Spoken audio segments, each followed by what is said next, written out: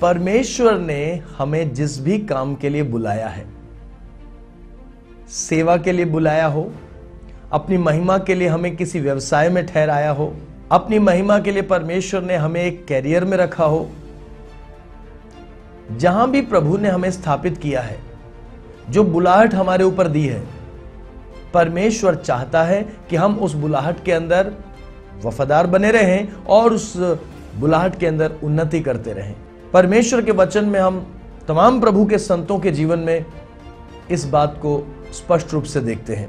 निर्गमन की पुस्तक 34वां अध्याय और उसकी 24वीं आयत, एक्सोडस चैप्टर 34 वर्स 24, वहां पर परमेश्वर ने अपने लोगों से कहा, I will enlarge your borders, मैं तुम्हारी सीमाओं को, तुम्हारे सीवानों को मैं बड़ा करूंगा, मैं बढ़ाऊंगा।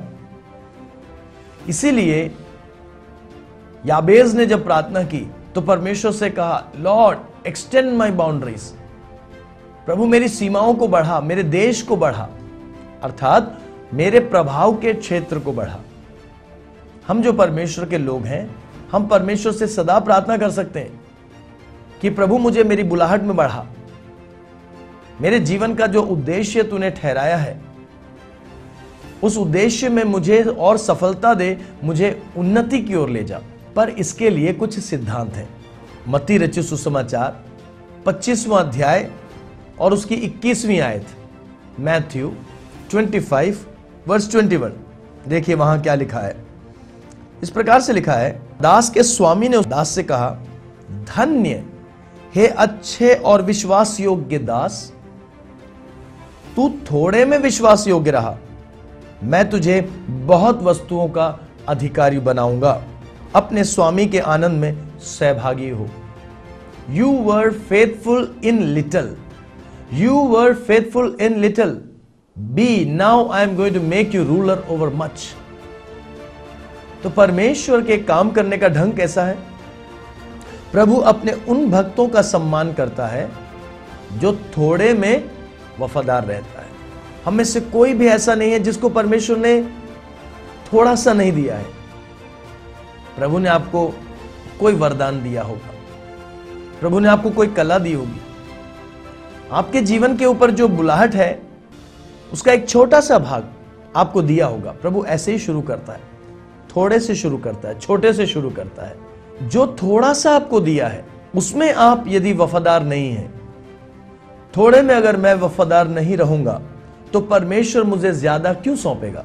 वचन का सिद्धांत, बाइबल का सिद्धांत यही है कि यदि हम थोड़े में, छोटे में, कम में वफादार रहेंगे तो हमें ज्यादा सौंपा जाएगा।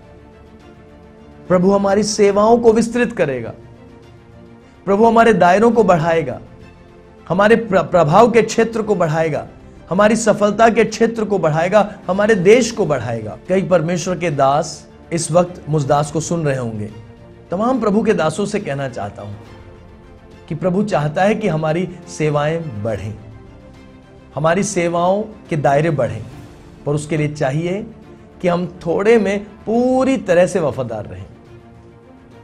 किसी और का न्याय ना करें, किसी और को जज ना करें, अपने आप को जांचें कि मुझे जो थोड़ा दिया गया है उसमें मैं कितना वफादार हूं। कभी कभी लोग कहते हैं, ओ मेरे पास ज्यादा होता तो मैं ये कर देता, मैं वो कर देता, मेरे को परमेश्वर ने ज्यादा दिया ही नहीं। यहां एक बड़ी गलती हो रही है हमसे।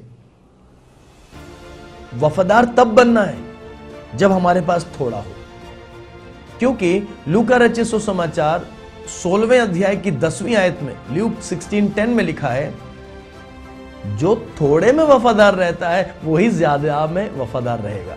He who is faithful in little will be faithful over much। हम जो कहते हैं ना, ज्यादा होता तो मैं वफादार होता, यह गलत है। अगर थोड़ा जो हमें सौंपा गया है, कम जो हमें सौंपा गया, उसी में वफादार नहीं है, उसी की हम हिफाजत ढंग से नहीं कर रहे हैं, तो हम ज्यादा में कैसे वफादार रहेंगे? पहला कुरिन्थियों 4 अध्याय और उसकी दूसरी आयत, 1 कोरिन्थियंस चैप्टर 4 वर्स 2 लिखा है, जो भंडारी हैं, जिनको परमेश्वर ने कुछ जिम्मेदारी दी है, गॉड्स स्टूवर्ड्स, भंडारियों में यह गुण होना चाहिए कि जो उन्हें सौंपा जाए उसमें वो वफादार रहे।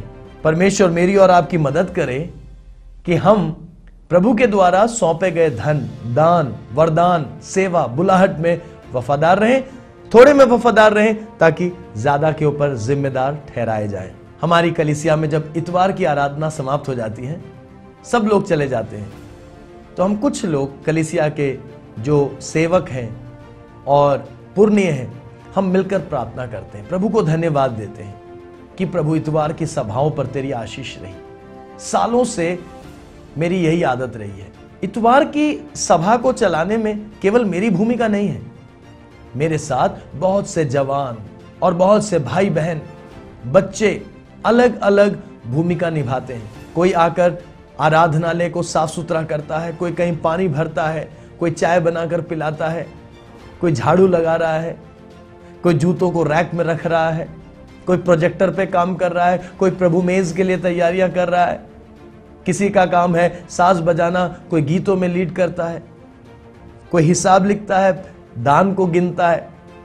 सब लोग जब मिलकर काम करते हैं तब प्रभु की सेवा होती है। जब हम लोग प्रार्थना करते हैं, अनेक सालों से मेरी यही आदत रही है, मैं प्रार्थना करता हूं, प्रभु सब लोगों को मदद कर कि थोड़े में वो वफादार रहे, जो थोड़ा वो कर रहे हैं वो अच्छी तरह करें, पूरी वफादारी के साथ करें, ताकि तू उनके दायरों को विस्तृत कर सके, सबकी सेवाओं के दायरों को बढ़ा दे। और परमेश्वर इसी तरह काम करता है।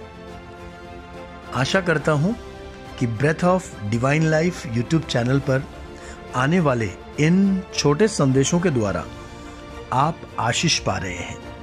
यदि हां, तो आप हमारे इन वीडियोस को जरूर लाइक करें और अपने मित्रों के साथ इन्हें शेयर करें। अगर अभी तक आपने हमारा चैनल सब्सक्राइब नहीं किया है तो शीघ्र सब्सक्राइब भी करें, ताकि हमारे इस प्रयास को बढ़ावा मिले और प्रभु का वचन बहुतों तक पहुंच सके। बहुत बहुत धन्यवाद।